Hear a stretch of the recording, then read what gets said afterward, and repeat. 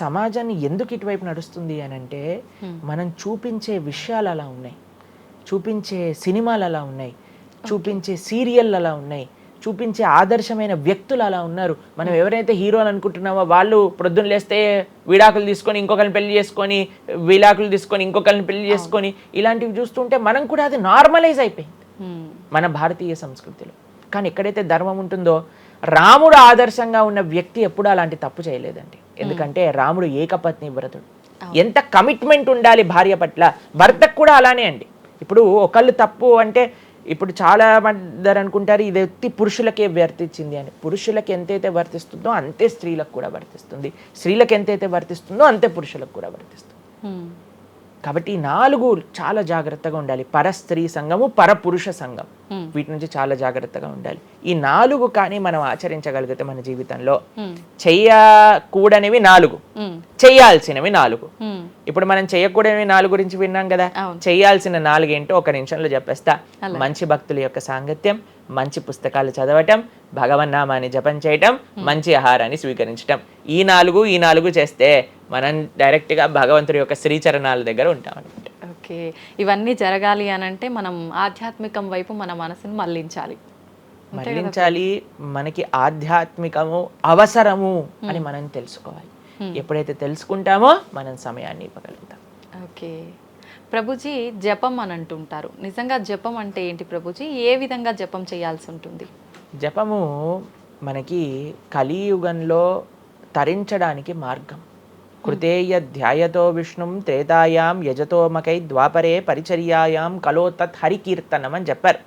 భగవంతుడి యొక్క నామ జపం అత్యంత శ్రేష్టమైనది. కృష్ణుడు భగవద్గీతలో ఏం చెప్తారో తెలుసా అండి, అన్నిటికంటే గొప్ప యజ్ఞం, యజ్ఞములలో నేను ఒక యజ్ఞాన్ని అని చెప్తారు. ఏ యజ్ఞం తెలుసా? యజ్ఞానాం జప యజ్ఞోస్మి అని భగవంతుడు చెప్తారు. అన్నిటికంటే గొప్ప యజ్ఞం జపం చేయడం అనమాట. ప్రతిరోజు జపం చేయాలి. మేము ప్రతిరోజు 2 గంటల పాటు జపం చేస్తాం ప్రొద్దున పూట. ఏంటి జపం చేయాలి? భగవన్నామాన్ని జపం చేయాలి. భగవన్నామము అత్యంత సులభంగా మనల్ని భగవంతుడి యొక్క కృపని తెచ్చిపెడుతుంది, భగవంతుడి యొక్క రియలైజేషన్ మనకిస్తుంది అనమాట. అందుకే హరిర్నామ హరిర్నామ హరిర్నామేవ కేవలం నాస్తేవ గతిరన్యదా అని చెప్పారు. అన్నిటికంటే శ్రేష్టమైనది ఎటువంటి రూల్స్ అండ్ రెగ్యులేషన్స్. ఇప్పుడు కొంతమంది అనుకుంటారు జపం అంటే చాలా రూల్స్ ఉండాలి, అది చేయాలి ఇది చేయాలి అని. ఏం లేదు, చక్కగా శుచిగా ఉండండి, శుభ్రంగా ఉండండి, భగవంతుడి ముందు దీపం పెట్టండి, కూర్చోండి, ఒక జపమాల పట్టుకోండి. హరే కృష్ణ కృష్ణ కృష్ణ హరే హరే, హరే రామ రామ రామ హరే హరే. సింపుల్ మంత్రం, ఎవరైనా చేయొచ్చు, ఎటువంటి కాంప్లికేషన్స్ లేదు. ఏ స్థితిలో ఏ అవస్థలో ఉన్న వాళ్ళైనా సరే చక్కగా జపం చేయొచ్చు. ఎటువంటి నియమాలు లేదు. ఎప్పుడైనా సరే చక్కగా భగవన్ నామానికి నియమం లేదు, మంత్రాలకి నియమాలు ఉన్నాయి, కానీ ఇది భగవన్ నామం. ఇటువంటి నామాన్ని కానీ మనం హరినామం అని అంటారు దీన్ని. ఈ హరినామాన్ని కానీ చక్కగా జపం చేయగలిగితే మనకి బ్రహ్మాండమైన ఫలితాలు, ఆ భగవంతుడి యొక్క కృప మనం ఎక్స్పీరియన్స్ చేయగలుగుతాం మన జీవితంలో. ఇప్పుడు మీరు చూడండి, నోట్లు ఎప్పుడైనా మనం లెక్క పెట్టామనుకోండి, ఎలా లెక్క పెడతారు తెలుసా? ఇలా 1 2 3 4 5 6 7 8 9 10 అని లెక్క పెడతారు, అంతేనా? ఏదైతే నోట్లు లెక్క పెట్టేటప్పుడు ఎప్పుడు మనం బయటికి లెక్క పెడతాం, ఎందుకంటే ఇది ఎప్పుడు బయటికి వెళ్ళేదే. కానీ జపం చేసినప్పుడు ఎలా లెక్క పెడతారో తెలుసా అండి? మీరు జపం చేస్తుంటే హరే కృష్ణ కృష్ణ కృష్ణ హరే హరే, హరే రామ రామ రామ హరే హరే అని లోపలికి అంటాం మాలని. నోటిని బయటికి అంటాం, జపాన్ని లోపలికి అంటాం లెక్క పెట్టేటప్పుడు. ఎందుకంటే ఇది ఎప్పుడు మనతో పాటు వచ్చేది ధనం, ఇది వెళ్ళిపోయే ధనం. కాబట్టి శాశ్వతంగా మన లోపలతో వచ్చే ధనం, జన్మాంతరాలకు కూడా మనల్ని ఉద్ధరింపజేసే ధనం ఏదన్నా ఉంటే అది భగవన్నామ జపం.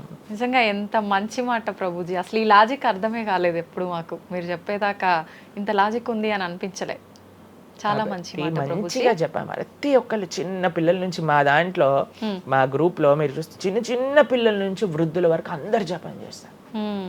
అంతెందుకండి, మీరు చూస్తారు హరే కృష్ణ భక్తులు దేశ విదేశాల నుంచి ఉన్న వాళ్ళందరూ జపమాల పట్టుకొని జపం చేసే వాళ్ళని మనం చూడట్లేదు. కాబట్టి మనకి ఎందుకు జపం రాదు? టైం వస్తుంది, టైం ఉంది. ఎక్కడెక్కడ టైం వేస్ట్ చేస్తున్నామో తెలుసుకుంటే ఎక్కడ దాన్ని యూటిలైజ్ చేయాలో తెలుస్తుంది. సమయంతో పనుందా ప్రభుజీ? ఏ సమయంలో అయినా చేసుకోవచ్చు, కానీ ప్రొద్దున పూట చేస్తే అత్యంత శ్రేష్టమైనది.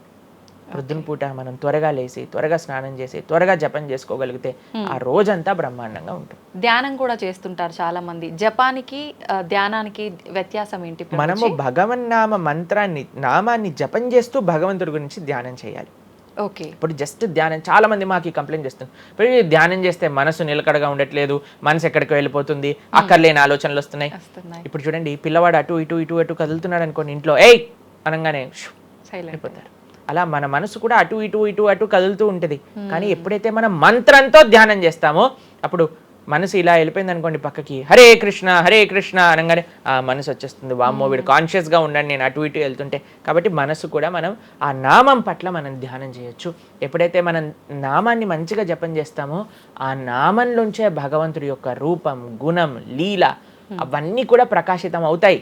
కానీ ఫస్ట్ మనం ధ్యానం నామం పైన పెట్టాలి. మన ఉచ్చారణ కరెక్ట్గా ఉందా, మనం చక్కగా ఆ నామాన్ని వింటున్నామా, దీనిపైన ధ్యాస ఉండాలన్నమాట. నిజంగా చాలా మంది ధ్యానం చేసేటప్పుడు ఆ ఏకాగ్రత అనేది రావట్లేదు, ఎన్నిసార్లు ప్రయత్నించినా అంటుంటారు కదా ప్రభుజీ. ఏం చేయాలంటారు ఆ ఏకాగ్రత రావాలంటే? ప్రాక్టీస్ చేయాలి. అభ్యాసేనతు కౌంతేయ, అభ్యాసం చేయాలి. ఇదేదో చాలా మంది ఏం చేస్తారు తెలుసా అండి, ప్రభుజీ నేను 3 రోజుల నుంచి జపం చేస్తున్నా కానీ నాకు ఆ రుచి కలగట్లేదు.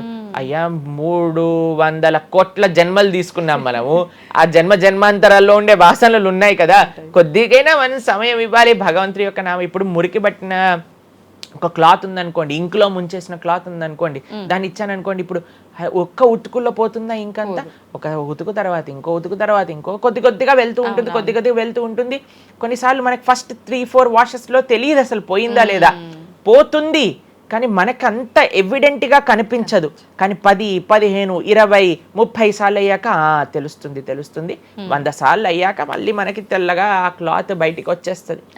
అలానే మనం కూడా ప్రయత్నం చేస్తూ ఉండాలి. ఎన్ని జన్మలు మనం మాయకి ఇచ్చేసి ఒక జన్మలో 3 రోజులు మనం భగవన్నామాన్ని జపం చేసి ఇప్పుడు నాకేం కలగలేదు అని అంటే ఎలా చెప్పండి? ఆ నిష్ఠ, ఆ సిన్సియారిటీ ఇవ్వాలి టైం మనకి. ఎలాగైతే మీరు టైం దీనికి ఇచ్చారో అలానే టైం భగవంతుడు కూడా ఇవ్వాలి. తప్పకుండా ఆ ప్రాసెస్లో తప్పులేదు. మన సిన్సియారిటీ ఎంత సిన్సియర్గా మనం చేస్తే అంత తొందరగా మనకు కృప అనేది లభిస్తుంది. ఓకే.